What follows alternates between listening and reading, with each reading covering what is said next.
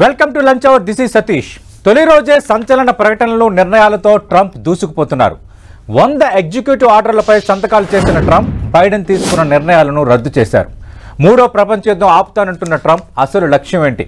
Russia Ukraine వార్కు Trump check పెడతారా? రష్యాను Putin సర్వనాశనం చేశాడన్న వ్యాఖ్యల మర్మం ఏమిటి? ఇమిగ్రేషన్ విదేశాంగ విధానంపై ట్రంప్ తీరు భారత్కు ప్లస్సా మైనసా? మన దేశంపై ట్రంప్ తాజా నిర్ణయాల ప్రభావం ఎంత? ట్రంప్ ర్యాపిడ్ ఫైర్ చర్చిద్దాం ఇవాళ లంచ్ డిబేట్లో. చర్చలో భాగంగా మనతో పాటు పాల్గొంటున్నారు ప్రముఖ విశ్లేషకులు ది హిందూ మాజీ రెసిడెంట్ ఎడిటర్ నగేష్ కుమార్ గారు, అలాగే ప్రముఖ విశ్లేషకులు మాజీ మేజర్ శ్రీనివాస్ గారు డిబేట్లో ప్రత్యేకంగా పాల్గొంటున్నారు. రైట్ నగేష్ గారు, మనం చూసాం మునపటి ట్రంప్ లాగా లేరు. ముందు నుంచి ట్రంప్ కొంత స్పెషలైజ్గానే ఉన్నారు, కొంత డిఫరెంట్గానే ఉన్నారు. కానీ ఆ డిఫరెన్స్ ఇంకా ఎక్కువ కనిపిస్తుంది ఈసారి. అంటే ఎట్టి పరిస్థితుల్లో అమెరికా ఫస్ట్ అంటాం కానీ, అమెరికా ఎగైన్ అంటాం కానీ, మొదటి రోజే 100 ఎగ్జిక్యూటివ్ ఆర్డర్స్పై సంతకాలు చేయటం కానీ, బైడెన్ నిర్ణయాలన్నింటినీ రద్దు చేస్తూ ఒక ప్రకటన చేయటం కానీ, ఇవన్నీ చూస్తే మీకు ఏమనిపిస్తోంది? నిన్న తొలి రోజు ప్రసంగం కానీ, ఆయన ఆహాభావాలు కానీ చూస్తున్నప్పుడు ఇక నుంచి ట్రంప్ పరిపాలన ఎలా ఉండబోతుందంటే మీ అంచనా ఏంటి? అంటే ట్రంప్ 2.0 ఏదైతే ఉందో అది ట్రంప్ 1.0కి చాలా తేడా ఉంటుంది. ఈ ట్రంప్ 1.0లో ఏమిటంటే అతను ఎటు మాట్లాడతాడో ఏం చేస్తాడో ఏదో తెలియదు. ఒకటి మాట్లాడతాడు, ఒకటి చేస్తాడు. ఈ ట్రంప్ 2.0లో ఏమైందంటే ఆయనకి ఒక ఫుల్ ఫ్లెజ్డ్ మ్యాండేట్ వచ్చింది. ఆయనే చెప్పాడు నిన్న, ఏది నేను మామూలుగా గెలవడం కాదు, నేను పాపులర్ ఓట్లో నాకు మెజారిటీ వచ్చింది. అది కాకుండా 7 స్వింగ్ స్టేట్స్ ఏవైతే ఉన్నాయో ఆ 7 స్వింగ్ స్టేట్స్ లో కూడా నేనే గెలిచాను అన్నాడు. సో దాంట్లో ఏంటంటే టోటల్ మెజారిటీ ఉంది ట్రంప్కి ఈసారి. సో ఏం చేస్తాడనేది ఈసారి ఏమిటంటే తను ఏది ఒక గోల్డెన్ చాప్టర్, స్వర్ణ యుగం తీసుకొస్తాననేది ఆయన అంటున్నాడు. ఇది ఎంత మటుకు సాధ్యం అనేది అది పక్కన పెడితే, బట్ ఏమిటంటే ఇప్పుడు సెనెట్ లో మెజారిటీ ఉంది, ప్లస్ ఏమిటంటే స్టేట్స్ లో అన్నిట్లో మంచి ఇది ప్రజల్లో మంచి ఒక సపోర్ట్ ఉంది. అయితే ఏమిటంటే ఇప్పుడు ఇది అవకాశాన్ని సద్వినియోగం చేసుకుంటాడా, సద్వినియోగం చేసుకోడా? అయితే బిగినింగ్ ఏమిటంటే నిన్న ఏం చేశాడు, 100 ఎగ్జిక్యూటివ్ ఆర్డర్స్ ని దాంట్లో 80 ఎగ్జిక్యూటివ్ ఆర్డర్స్ బైడెన్ ఆర్డర్స్ ని రివర్స్ చేశాడు. సో దాంతో ఏం తెలుస్తుందంటే ట్రంప్ ఈ అడ్మినిస్ట్రేషన్ మీద మొదటి రోజు నుంచి తన స్టాంపు వేసే ఉద్దేశంతో ఉన్నాడు. నిన్న ఇంకోటి ఏం జరిగిందంటే, అది మరి ఇంతకుముందు ఎప్పుడు నేను ప్రతి ఇనాగ్రేషన్ ఏదో టీవీలో ఫాలో అవుతూనే ఉంటాను. ఇంతలాగా ఒక పాత ప్రెసిడెంట్ ని ఏది నాశనం చేశాడు, దేశం వెనక్కి పోయింది అనేది ఇంతలాగా అనడం అనేది ఎక్కడ చూడలేదు. నిన్న చాలా స్ట్రాంగ్ గా మాట్లాడాడు. అయితే ఇప్పుడు ఏంటంటే ప్రయారిటీస్ ట్రంప్వి 3-4 ప్రయారిటీస్ ఉన్నాయి తను ఫిక్స్ చేసినవి. ఫస్ట్ ఏమిటంటే ఇది ట్రేడ్ బ్యారియర్స్. దానికి ఏం చెప్పాడంటే, నేను ఎక్స్టర్నల్ రెవెన్యూ సర్వీస్ ఒకటి స్టార్ట్ చేస్తాను. రెండోది ఏమన్నాడంటే ఇమిగ్రేషన్ లో ఏమిటంటే ఎవరైతే ఇల్లీగల్ ఇమిగ్రెంట్స్ ఉన్నారో వాళ్ళందరినీ బయటకు పంపిస్తానన్నాడు. మూడోది ఏమన్నాడంటే ఆయన ఇది అమెరికాలో ఉన్న ఇది డిపార్ట్మెంట్ ఆఫ్ ఎడ్యుకేషన్ ఏదైతే ఉన్నదో దాన్ని తీసేస్తానంటున్నాడు. ఇలాంటి కొన్ని రాడికల్ మెజర్స్ తీసుకొస్తా ఉంటున్నాడు. ఇండియాకి ఎంత మటుకు దీనివల్ల లాభం నష్టం అనేది దీన్ని చూస్తే ట్రంప్కిను మోదీకి చాలా పోలికలు ఉన్నాయి. ఎందుకైతే both are far right. So ఇద్దరు ఏంటంటే ఒక నేషనలిస్ట్ ఎజెండావే పర్సూ చేస్తారు. నేషనలిస్ట్ ఎజెండా ఏంటంటే ఈయన నిన్న చెప్పాడు ఏంటంటే my first priority is America అనేది. ఇక్కడ కూడా మోదీ కూడా అదే చెప్తాడు, ఇది made in Bharat, make in Bharat అనేది ఈయనది స్లోగన్ అది. సో ఇద్దరికి ఏంటంటే చాలా పోలికలు ఉన్నాయి. వీళ్ళిద్దరూ ఏంటంటే స్ట్రాటజిక్ గా ఎట్లా కలుస్తారో అనేది ముందు తెలుస్తుంది. వీళ్ళది ఏంటంటే పాలసీ, ట్రంప్ పాలసీ ఇండియాకి ఎంత మటుకు దేనివల్ల డిసైడ్ అవుతుందంటే ట్రంప్ పాలసీ చైనా పక్క ఎట్లా ఉంటుందో దాన్ని బట్టి ఇండియా పక్క పాలసీ ఉంటుంది. మనకు ఒక శుభ సూచకం ఏంటంటే నిన్న కొన్ని వార్తలు వచ్చాయి ఏంటంటే ట్రంప్ ఫస్ట్ విజిట్ ఏప్రిల్లో చైనాకు ఉంటుంది, సెకండ్ విజిట్ ఇండియాకు ఉంటుంది అనేది. ఒకవేళ ఇదే నిజమైతే ఇండియాకు ఒక మెయిన్ అడ్వాంటేజ్ ఉంటుంది. సో ఇండియా ఏమిటంటే ట్రంప్ టాప్ ప్రయారిటీలో ఉన్నట్టుగా మనం భావించవలసి వస్తుంది. Okay, right. మేజర్ శ్రీనివాస్ గారు, మీకేమనిపిస్తుంది సార్? ట్రంప్ తాజా నిర్ణయాల ప్రభావం మన దేశంపై ఎలా ఉండబోతోంది? ప్రధానంగా ఇమిగ్రేషన్ విషయంలో అందరూ ఆలోచన చేస్తోంది. ఒకటి, అక్కడ జన్మతహా పౌరసత్వం రద్దుకు సంబంధించి తీసుకున్న నిర్ణయం ఒకటైతే, రెండు, ఇమిగ్రేషన్ విషయంలో కానీ వీసాల విషయంలో కానీ చాలా కఠినంగా ఉండబోతున్నాను, అమెరికా ఫస్ట్ అనేది నా నినాదం, ఆ విషయంలో రెండో అభిప్రాయం లేదే అంటున్నారు. అమెరికా గెయిన్ ఎగైన్ అంటున్నారు. వీటి ఇంపాక్ట్ మన ఇండియన్స్పై కానీ ఇండియాపై కానీ ఎలా ఉండబోతుంది? సార్, ఇక్కడ మనం ఒక విషయాన్ని చాలా క్లియర్ గా చూడాలి. అమెరికాలో ఉన్నటువంటి ఇల్లీగల్ ఇమిగ్రెంట్స్ ఎవరైతే ఉన్నారో వాళ్ళ మీద మాత్రమే నేను బయటకు పంపిస్తాను అన్నది అక్కడ వాదన చాలా క్లియర్ గా ఉందండి. ఒకవేళ మీరు H1B వీసా ఏదైతే ఉందో, లేదా ప్రాపర్ ప్రొసీజర్ ప్రకారం మీ టైం లిమిటేషన్ ఏదైతే ఉందో, ఆ టైం లిమిటేషన్ ప్రకారం మీరు ఇక్కడ ఉండి ఆ తర్వాత కాలంలో మీరు వెళ్ళిపోతారు అనుకున్నటువంటి వాళ్ళకి ఎటువంటి అభ్యంతరం లేదు. అసలు ఏ కంట్రీ అయినా సరే ఇల్లీగల్ ఇమిగ్రెంట్స్ అనేటువంటిది యాక్సెప్ట్ చేయదండి. సపోజ్ ఇప్పుడు మనం కూడా ఇక్కడ చూడండి, ఇల్లీగల్ ఇమిగ్రెంట్స్ అంటే ఈవెన్ వీసాలు కూడా లేకుండా వస్తున్నటువంటి బంగ్లాదేశీస్ ఉన్నారు.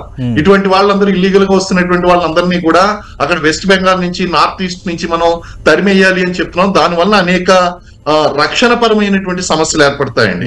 సో ఇక్కడ ట్రంప్ ఆలోచిస్తున్నటువంటి విధానంలో మేము ఇల్లీగల్ ఇమ్మిగ్రెంట్స్ ఎవరైతే ఉన్నారో వాళ్ళని మేము బయటికి పంపించేయాలి అనేటువంటి విధానం వాళ్ళ కంట్రీ ప్రకారము కరెక్టే అండి.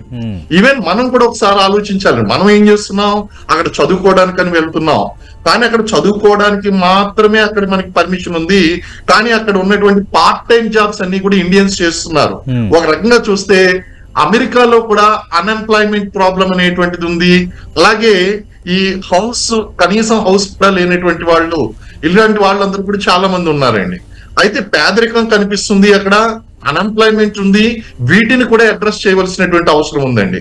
అయితే మన కాంపిటీటర్స్ ఎవరైతే ఉన్నారో, ఇండియా నుంచి వెళ్ళినటువంటి వాళ్ళందరూ కూడా ఇక్కడ స్థానిక యువతకి ఒక కాంపిటీటర్స్ గా తయారయ్యారు. అక్కడ పార్ట్ టైం జాబ్స్ మన వాళ్ళే చేస్తున్నారు, అలాగే ఈవెన్ పర్మనెంట్ జాబ్స్ కూడా పోటీగా తయారయ్యారు. సో ఈ రెండు విషయాల్లోని ఇప్పుడు అక్కడ యువతకి వీళ్ళు మన ట్రంప్ ఒక భరోసా అనేటువంటిది ఇవ్వాలి, అలాగే కొంత మార్పు అనేటువంటిది ఇవ్వాలి. కాబట్టి ఇల్లీగల్ మైగ్రెంట్స్ ని కంట్రోల్ చేస్తామని చెప్పడంలో ఏమాత్రం తప్పు లేదండి. So that is his policy also that is what America first అనేటువంటి నినాదం ఏదైతే ఉందో ఆ నినాదం ప్రకారం అతను ఎగ్జిక్యూట్ చేసుకుంటూ వెళ్ళిపోతున్నాడు.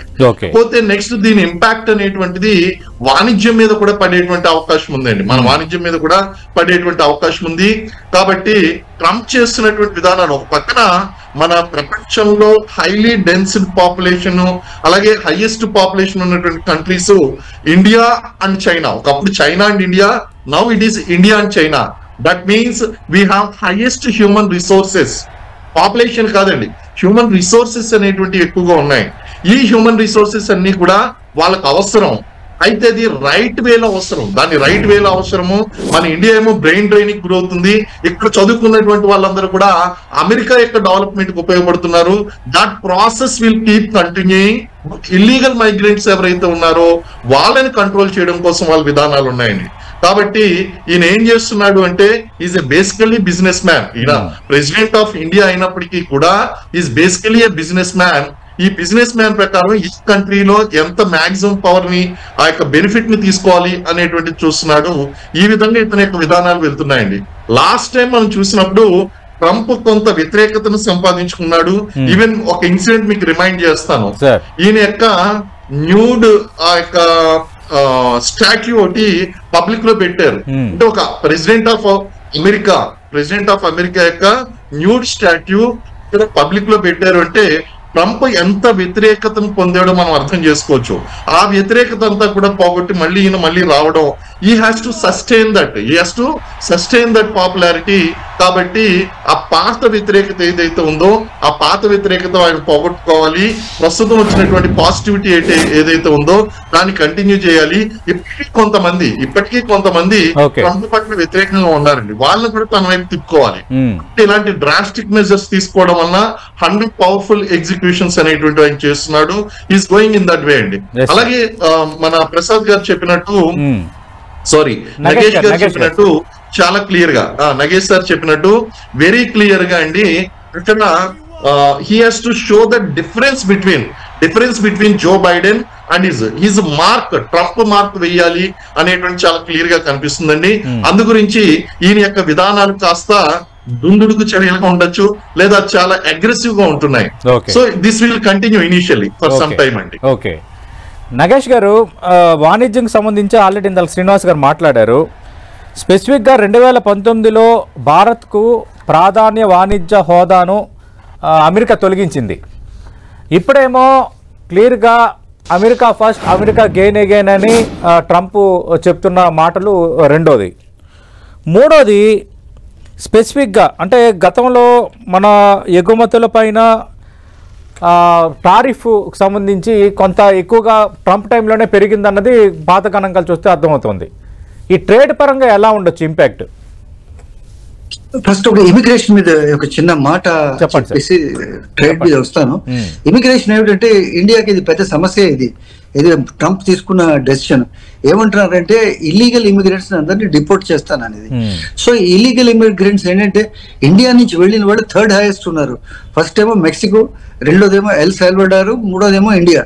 ఇండియా నుంచి ఎంతమంది ఇల్లీగల్ ఇమిగ్రెంట్స్ ఎస్టిమేట్ ఎంత అంటే 7.25 lakhs. వీళ్ళందరినీ ఏంటంటే ప్లేన్ లో ఎక్కించి పంపించాలి. అలాగే మెక్సికోది ఏంటంటే 4.25 million, దాని తర్వాత ఎల్ సాల్వడార్ ఏమో 7.75 million ఎంతో ఉంది. వీళ్ళందరినీ ఎన్ని ప్లేన్స్ లో పంపిస్తాడు. దాని తర్వాత ఇది మీరు వాణిజ్య ఒప్పందాలు ఉన్నారే, ఇండియాకి ఏంటంటే మోస్ట్ ప్రిఫర్డ్ నేషన్ ఇది ఎత్తిసారు. అయితే ఏంటంటే ట్రంప్ కి ఇండియా మీద కొంచెమైనా సింపతి లేదు. ఎందుకైతే ఆయన మైండ్ లో ఏదో కూర్చుంది. ఇంతకు ముందు ఏంటంటే హార్లే డేవిడ్సన్ మోటార్ సైకిల్స్ ఏవైతే ఉన్నాయో ఇండియా వాటి మీద ఏంటంటే 100% ట్యాక్స్ వేస్తుంది. ఏమంటాడంటే ఆయన ఎక్కడ ప్రపంచంలో ఈ 100% ఇంపోర్ట్ డ్యూటీ ఎక్కడ లేదు, ఇండియా చాలా అన్యాయం చేస్తున్నది అనేది. అయితే ఏమిటంటే ఆయన ఈ టారిఫ్స్ లో మాత్రం ఎక్కడైనా తగ్గుతాడు అనేది నేనేమైతే అనుకోను. ఎందుకైతే ఆయన ఇప్పటికే ఏమంటారంటే వాళ్ళ ఎలైజ్, నేటో ఎలైజ్, యూరోపియన్ ఎలైజ్ వీళ్ళందరూ ఆల్రెడీ వాళ్ళు ఏంటంటే అమెరికా మీద బతుకుతున్నారు, నేటో కంట్రిబ్యూట్ చేయటం లేదు. వాళ్ళు అసలు they have become sort of lychees owners అన్నది ఆయన ఒక భావన. అలాంటిది ఇండియాకి ఏదైనా ట్రేడ్ లో ఏదైనా కన్సెషన్స్ ఇస్తాడు అనేది నేను అనుకోవడం కష్టం.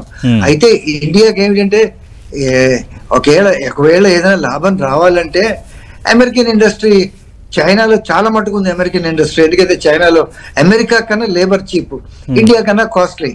సో అమెరికన్ ఇండస్ట్రీ చాలా పెద్ద పెద్ద ఇండస్ట్రీస్ ఉన్నాయి. ఇన్ఫాక్ట్ అమెరికాలో ఇవి కూడా ఉన్నాయి, ఇది న్యూక్లియర్ రియాక్టర్స్ కూడా American companies, general electric, general Motors, వీళ్ళందరూ హెవీ మెషినరీ కూడా చైనాలో తయారవుతున్నాయి. ఐఫోన్స్ అంతా చైనాలోనే తయారవుతాయి. సో అదేదైనా ఏంటంటే చైనా మీద ఏదైనా ట్రేడ్ బ్యారియర్స్ పెట్టి వీళ్ళు ఇండియాకి తన ఇండస్ట్రీని షిఫ్ట్ చేస్తే ఏదైనా ఉపయోగం ఉంటుంది. కానీ ఇండియా నుంచి ఏవైతే ఇంపోర్ట్స్ అవుతాయో ఏది టెక్స్టైల్స్, దాని తర్వాత కొన్ని ఏది స్పైసెస్, ఇలాంటి వాళ్ళ మీద మాత్రం మనం అమెరికా నుంచి ఎలాంటి మనం ఇది అక్కర్లేదు, ఎందుకైతే ఎక్స్పెక్ట్ చేయక్కర్లేదు. అటుపక్క నుంచి వచ్చింది కూడా మనం ఏమైనా మనం అమెరికా మనకి ఏదైనా ఇలాంటి విషయంలో ఏం సహాయం చేస్తుంది అనేది మనం ఎలాంటి ఆశలు పెట్టుకోకూడదు. నిన్న స్పీచ్ లో చాలా స్పష్టంగా చెప్పాడు. నిన్న స్పీచ్ లో కాకుండా ఫస్ట్ టర్మ్ లో కూడా ప్రతి వాళ్ళు ఏంటంటే అమెరికా పెద్ద దేశం కనుక మన దగ్గర నుంచి ఎలాగా ఇప్పుడు ఏంటంటే ట్రేడ్ లో ఒక పాలసీ పెట్టుకున్నానండి. we will import what America needs. Okay. We will export what that country needs. And we will see that what we import is only what America needs and not what the other country needs. ఆ policy మన అడ్డదినంగా అవతల వాడు export చేస్తున్నాడు కనుక మనం తీసుకునేదానికి కాదు, మనకి గట్టిగా అవసరం ఉంది అనేది ఉంటేనే మనం తీసుకుందాం అనేది అదొక పాలసీ ఉంది. సో ట్రేడ్ బ్యారియర్స్ అయితే ఇండియా డెఫినెట్లీ ఎక్స్పెక్ట్ చేయొచ్చు. టారిఫ్స్ కూడా ఇంపోర్ట్ టారిఫ్స్ బాగా పెంచుతాడు. దాంట్లో నిన్న బాగానే హింట్ ఇచ్చాడు, ఇంతకు ముందు కూడా హింట్ ఇస్తూ పోయాడు తన ఎలక్షన్ క్యాంపెయిన్ లో. సో ఎలాంటి మనం అమెరికా దగ్గర ఇలాంటి సహాయం మన జీడిపి పై దాని ఎఫెక్ట్ ఉంటుందా నగేష్ గారు? జీడిపి మీద ఎఫెక్ట్ ఉండకపోవచ్చు, ఎందుకంటే మనకి ఫస్ట్ బిగ్గెస్ట్ ట్రేడింగ్ పార్ట్నర్ మనకి ఏంటంటే చైనా, అమెరికా కాదు. సో మన ఎక్స్పోర్ట్స్ ఏంటంటే మెయిన్ గా మనకి ఫస్ట్ బిగ్గెస్ట్ ట్రేడింగ్ పార్ట్నర్ అనేది చైనా. అయితే చైనాకి ఏంటంటే మనం అక్కడి నుంచి ఇంపోర్ట్ చేసుకుంటున్నాం, సరే అది వేరే సంగతి. బట్ నేను అనుకోవడం జీడిపి మీద చాలా మినిమల్, బికాస్ ఇండియా నుంచి ఎక్స్పోర్ట్స్ చాలా తక్కువ. దీనివల్ల ఏమి నేను అనుకోవడం జీడిపి మీద ఎలాంటి ప్రభావం ఏమి ఉండదు ఓకే దీనివల్ల. ఓకే మేజర్ శ్రీనివాస్ గారు, మనం చూసాం అంటే ట్రంప్కు సంబంధించి కొన్ని ఇబ్బందికర పరిస్థితులు ఎదురైనప్పుడు రష్యా అధ్యక్షుడు పుతిన్ ఆయనకి బాసటగా నిలిచిన సందర్భం ఒకటి ఇప్పుడు మీకు గుర్తు చేస్తున్నాను. ఈ మాట ఎందుకు అంటున్నానంటే, నిన్న ఆయన పుతిన్ని ఉద్దేశిస్తూ రష్యాని సర్వనాశనం చేశారని ఒక వ్యాఖ్య చేశారు. రెండోది, మూడో ప్రపంచ యుద్ధాన్ని ఆయన రానివ్వను, అడ్డుకుంటానన్నారు. నాలుగోది, ఈ అమెరికా అధ్యక్షుల్లో ట్రంప్ ఉన్నప్పుడు మాత్రం యుద్ధం అనేది లేదు అన్నది మనకి కనిపించిన పిక్చర్ ఆ టైంలో. ఇవన్నీ చూస్తున్నప్పుడు ఈ రష్యా విషయంలో, రష్యా ఉక్రెయిన్ యుద్ధం విషయంలో ట్రంప్ ఎలా వ్యవహరించవచ్చు, దానికి చెక్ పెడతారని భావించవచ్చా? పుతిన్కి సంబంధించి రష్యాను సర్వనాశనం చేశారన్న వ్యాఖ్యలను వైడర్ సెన్స్లో ఎలా చూడాలి? ఆయన రష్యా అనేటువంటిది ఎప్పుడు కూడా ఒక కాంపిటీటర్ గానే అమెరికా భావించడం జరిగిందండి. అటువంటి సందర్భంలో సైకలాజికల్ ఇంపాక్ట్ గురి చేయడం కోసం ఇలాంటి వ్యాఖ్యలు చేయడం అనేటువంటి చాలా సహజం. సో నేను చేయవలసిందంతా కూడా ఆల్రెడీ చేసేసాను, ఇంకా చేయవలసింది ఏమీ లేదు అనేటువంటిది. అదే విధంగా ఈయన చెక్ పెడతాను అనేటువంటిది ఏదైతే ఉందో, ఆ యుద్ధానికి చెక్ పెడతాను అనేటువంటిది ఇట్ ఈస్ యాక్చువల్లీ ప్రపంచ దేశాలన్నీ కూడా కోరుకుంటున్నవే. నిజంగా కనుక ట్రంప్ ఆ విధంగా బిహేవ్ చేసి అతను అనుకున్న మాట నిలబెట్టుకుని మూడో ప్రపంచ యుద్ధం రానివ్వను, ఇట్స్ యాక్చువల్లీ ఆయన ఇచ్చినటువంటి ఒక వాగ్దానం, దాన్ని నిలబెట్టుకుంటే గనక 100% it is good for the world countries. And at the same time America wanted to do the ఆయుధ వ్యాపారం అనేటువంటి చేయాలని కోరుకుంటుందండి అమెరికా ఎప్పుడు కూడా. సో ఇలాంటి స్ట్రగుల్స్, ఇలాంటి ప్రాబ్లమ్స్ అనేటువంటి ఉండడం వల్ల ఇలాంటి countries, advanced countries, defence export countries కి ఆల్వేస్ బెనిఫిషియల్ గా ఉంటుంది. కాబట్టి వాళ్ళు పూర్తి స్థాయిలో దాన్ని చేస్తారా చేయరా అనేటువంటిది మనం వేచి చూడాలండి. లేకపోతే అమెరికా అనేటువంటిది వాస్తవంగా కనుక చూసుకుంటే దాని సుప్రీమసీని కాపాడుకోవడం కోసం ఎలాంటి సైకలాజికల్ వార్ఫేర్స్ అయినా సరే వాళ్ళు అడాప్ట్ చేసుకునేటువంటి అవకాశం ఉంది. అలాగే ఎకనామిక్ వార్ఫేర్ కి వెళ్ళేటువంటి అవకాశం ఉంది. సో డైరెక్ట్ కన్వెన్షనల్ వార్ఫేర్ కి వెళ్ళకపోయినప్పటికీ కూడా ఈ trade war and psychological war అనేటువంటిది ఇంటర్నేషనల్ గ్లోబల్ సినారియోలో కంటిన్యూ అవుతూనే ఉంటుందండి. ఇది కంటిన్యూ అవుతుంటుంది కాబట్టి ఈయన చెప్పినటువంటి వ్యాఖ్యలు ఏదైతే ఉన్నాయో మనం ఎదురు చూడవలసి ఉంటుంది. We have to wait and see అండి అవన్నీ కూడా. రైట్ నగేష్ గారు, చైనా విషయంలో ఇందాక మీరు కూడా మాట్లాడారు. అంటే చైనా విషయంలో, పాకిస్తాన్ విషయంలో ట్రంప్ ఎలా ఉండొచ్చు అంటే, నిన్నటి ఆయన వ్యాఖ్యలు చూసేటప్పుడు అంతకుముందు చైనాకు సంబంధించి కొన్ని వ్యతిరేక వ్యాఖ్యలు చేసిన ట్రంప్ కరెక్ట్గా బాధ్యతలు స్వీకరించడానికి 24 గంటల ముందు చైనా అధ్యక్షుడితో సంభాషించారు. వాణిజ్యపరమైన అంశాలు మాట్లాడుకున్నాం, సహకారం అనేది చాలా కీలకం అన్న వ్యాఖ్యలు కూడా ఆయన చేశారు. అంటే ఇప్పుడు ట్రంప్ రెండో టర్మ్ లోనే ఇప్పుడు జనరల్ గా ఏంటంటే ఈ చిన్న చిన్న దేశాలు తప్పితే, ఇది మెక్సికో అంటే చిన్న దేశాలు కాదు అవి అంటే అంత స్ట్రాంగ్ దేశాలు కాదు, కెనడా తప్పితే ఎవరిని ఎక్కడ రాంగ్ సైడ్ లో రబ్ చేయడానికి సిద్ధంగా లేడు. ఎందుకైతే నేను రష్యా గురించి కూడా మంచి మాటలు మాట్లాడాడు, మూడో ప్రపంచ యుద్ధానికి ఎక్కడికా నేను సిద్ధంగా కానన్నాడు. చైనా కూడా వెళ్తాడనేది ఫస్ట్ విజిట్ సంకేతాలు వస్తున్నాయి. అయితే యూరప్ గురించి కొంచెం అతను కొంచెం సినికల్ గా ఉన్నాడు. అయితే ఏమిటంటే చైనా ఇప్పుడు రష్యా, అమెరికా ఎంత కాదన్నా కూడా చైనా కావాల్సిందే. ఎందుకైతే చైనా ఇది ప్రొడక్షన్ హబ్. సో ఏమిటంటే China is also the second largest army, second most powerful army. In fact వాళ్ళ నేవీ ఏదైతే ఉందో most powerful navy in the world. Chinese People's Republic Army is the biggest in the world. So definitely ఒక అమెరికాకు ఒక threat ఉంది. అయితే India ఎక్కడ figure అవుతుందంటే ఈ క్వాడ్ లోనే. ఈ క్వాడ్ ఏంటంటే అమెరికా, ఇండియా, ఆస్ట్రేలియా, జపాన్. ఈ క్వాడ్ ని ఎంత మటుకు ఇంకా ప్రోత్సహించాడో చూడాలి ఇది. ఎందుకైతే ఈ క్వాడ్ అనేది డెఫినెట్లీ ఒక చైనాకు ఒక ఇరిటెంట్, బట్ ఇరిటెంట్ కూడా కావాలి. ఎందుకంటే చైనా తైవాన్ ప్రతిరోజు ఏదో ఒక ఇరిటేషన్ చేస్తున్నది.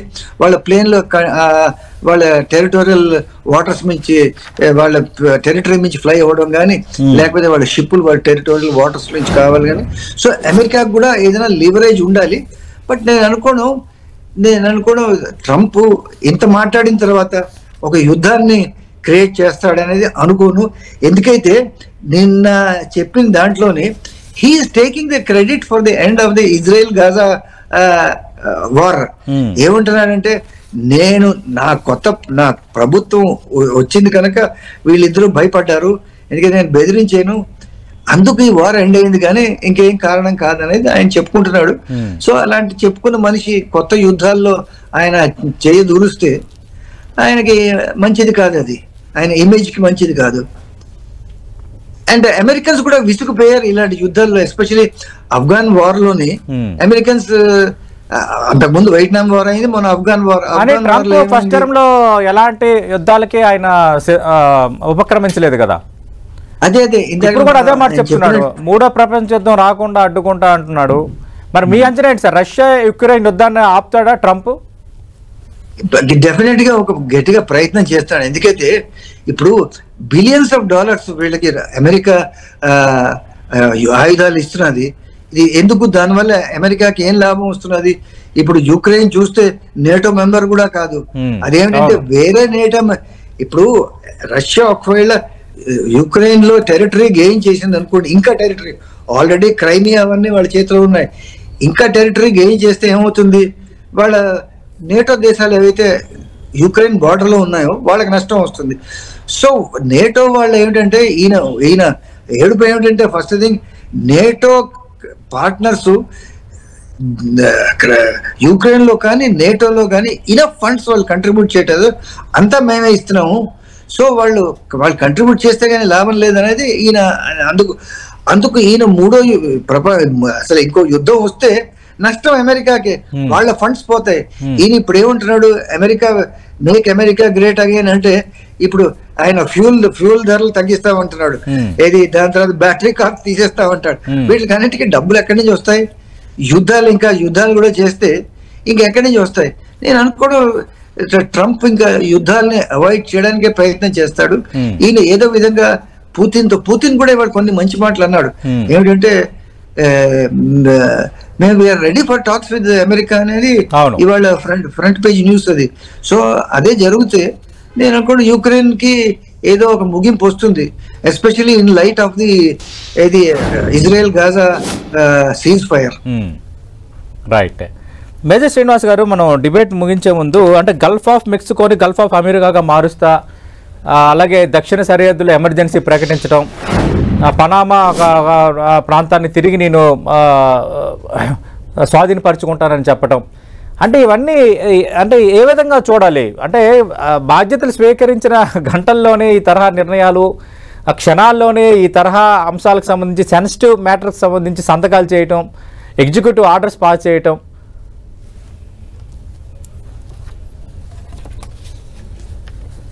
శ్రీనివాస్ గారు. ఇప్పుడు ఈయన చేసినటువంటి వ్యాఖ్యలు వెనకాలన్నిటి వెంటగా కూడా ఎకనామిక్ యాక్టివిటీ అనేటువంటిది, ఎకనామిక్ పర్స్పెక్టివ్ అనేటువంటిది బాగా కనిపిస్తుందండి. Basically is a business man అని చెప్పుకున్నాం కాబట్టి ఆయన పనామా కెనాల్ ఏదైతే ఉందో, పనామా కెనాల్ అనేటువంటిది దాని మీద ఆధిపత్యం సాధించడం, అలాగే గల్ఫ్ ఆఫ్ మెక్సికో, ఇవన్నీ కూడా ఏదైతే ఉన్నాయో ఈ wanted to have the supremacy over the maritime అండి. మ్యారిటైమ్ పవర్ ని ఇంప్రూవ్ చేసుకోవాలి, వాటి ద్వారా వాణిజ్యం అనేటువంటిది వీళ్ళకి అమెరికాకి ప్రయోజనం కలగాలి అనేటువంటి కనిపిస్తుందండి. అలాగే ట్రంప్ ముందు ఉన్నటువంటిది ఏంటంటే అమెరికన్ డాలర్ ఏదైతే ఉందో అమెరికన్ డాలర్ ని మరింత బలోపేతం చేయవలసి ఉంది. సో అమెరికన్ డాలర్ బలోపేతం చేయడం, అలాగే దాని సుప్రిమసీని కాపాడుకోవడం కోసం ఈ wanted to have this Panama canal. ప్రపంచంలో అత్యధికంగా వాణిజ్యం జరుగుతున్నది ఈ పనామా కెనాల్ వెంట. దీని మీద గనక ఆధిపత్యం పట్టు సాధించినట్లయితే America always economic supreme power కింద ఉంటుంది. ఇలాంటి వాటిని స్ట్రాటజిక్ గా ఆయన అంచనా వేసుకుని ఇలాంటి స్టేట్మెంట్లు అనేటువంటి ఇవ్వడం జరుగుతుందండి. కాబట్టి ఈయన ఆల్వేస్ ట్రంప్ మాట్లాడేటువంటిది ఏ విధంగా ఉంటుంది అంటే తాతిక కానిక దాని తలగే దికానిక దాని తలగే. ఒక మాట మాట్లాడతారు, అలాగే మనం ముందుగానే అనుకున్నాం, మన నగేష్ గారు చెప్పినప్పుడు ఆయన ఒక మాట మాట్లాడతాడు, మరొక చర్య చేస్తాడండి. ఇదంతా కూడా ఒక డిస్ట్రాక్టింగ్ టెక్నిక్స్ కింద మనం మాటకి చేతకి పొంతన ఉండదు. పొంతన ఉండదండి, ఏమాత్రం కూడా పొంతన ఉండదు. అయితే ఒక మాట అంటాడు, మళ్ళీ ఆబ్వియస్లీ ఆ పెద్దన్న పాత్ర పోషిస్తున్నాడు కాబట్టి ఇమీడియట్ గా వర్డ్ ని రిట్రీట్ చేసుకుని మళ్ళీ యాక్షన్ డిఫరెంట్ గా ఉంటుందండి. ఏది ఏమైనప్పటికీ కూడా ఆయన ముందు ఉన్నటువంటి ఛాలెంజ్ ఏంటంటే మాక్సిమం ఎకనామిక్ బెనిఫిట్స్ తీసుకోవాలి, అలాగే ఎకనామిక్ సుప్రిమసీ అనేటువంటిది మెయింటైన్ చేయాలి. మన మీద బలవంతంగా చూడండి, ఇంపోర్ట్స్ కూడా మనకి అవసరమైనటువంటి ఇంపోర్ట్స్ కాదు, అది ఏది ఎక్స్పోర్ట్ చేస్తుందో దాన్ని ఇంపోర్ట్ చేసుకునేటువంటి కంపల్షన్ మనకి సృష్టించడం, అలాగే the cheapest man power human resources అనేటువంటి మన కంట్రీ నుంచి యూజ్ చేసుకోవడం, ఎట్ ది సేమ్ టైం మనకి ఏ విధమైనటువంటి బెనిఫిట్స్ లేకుండా మళ్ళీ మన ఆ యొక్క డిపోర్ట్ చేయబడినటువంటి పీపుల్ యొక్క ప్రెషర్ అంతా కూడా ఇండియా మీద పడడం, ఆ ఇండియాలోనే మళ్ళీ ఇక్కడ వేజెస్ కానీ లేకపోతే శాలరీస్ అనేటువంటివి తగ్గేలా చేయడం, ఇవన్నీ కూడా ఏంటంటే ఒక లాంగ్ టర్మ్ ప్లాన్ కింద కనిపిస్తుందండి. ఏదేమైనప్పటికీ కూడా కంపెనీ మనం లాస్ట్ టైం తీసుకున్నంత ఈజీగా మనం ఈసారి తీసుకోవడానికి లేదు, చూసుకోవాలి. ఆయన వాస్తవంలో నిజంగా మనకి ఇండియాకి మోస్ట్ ఫేవరెట్ నేషన్ కింద ఉంచుతాడా, లేకపోతే ఆయన యొక్క చర్యలు అనేటువంటివి మనకు నష్టం కలిగిస్తాయనేటువంటిది కొంచెం మనం we have to put our fingers crossed and wait and watch it. Right. Thank you Srinivas గారు, థ్యాంక్ యూ నగేష్ గారు. ఇక్కడ రెండో అంశం ఏంటంటే ట్రంప్ రెండోసారి అధ్యక్షుడు అయ్యాడు కాబట్టి ఇంకా అమెరికాలో ఎవరైనా 2 సార్లు అధ్యక్షులు అవుతారు కాబట్టి ఇంకో ఛాన్స్ లేని అంశం ఒకటి. అందుకు ఆయన కొంత అమెరికా చరిత్రలో కొంత నిలిచిపోవాలి, నేను చరిత్రలో నిలిచిపోవాలన్న ఒక భావన ఏమైనా ఉందా అన్న వాతావరణం కూడా నిన్న కనిపించింది. నిర్ణయాలు మరి ఆ స్థాయిలో ఉండబోతున్నాయా? America first, America gain again అనటం, అమెరికాకి ఇంకా స్వర్ణయుగం చూపిస్తాను అనటం, అక్రమ వలసదారులని నేను పాలదోలుతాను, వాళ్ళని పంపిస్తాను అనటం, ఇవన్నీ చూస్తున్నప్పుడు అయితే కొంత ఈసారి ట్రంప్ పరిపాలన అయితే కొంత ర్యాంపేజ్ లాగే కనిపిస్తుంది. మరి చూద్దాం అది ఏ స్థాయిలో ఉండబోతుందో. థ్యాంక్ యూ నగేష్ గారు, థ్యాంక్ యూ శ్రీనివాస్ గారు. ఇది ట్రంప్ మొదటి రోజు తీసుకున్న నిర్ణయాలు, ప్రకటనలకు సంబంధించి 10 టీవీ లంచ్ అవర్ డిబేట్.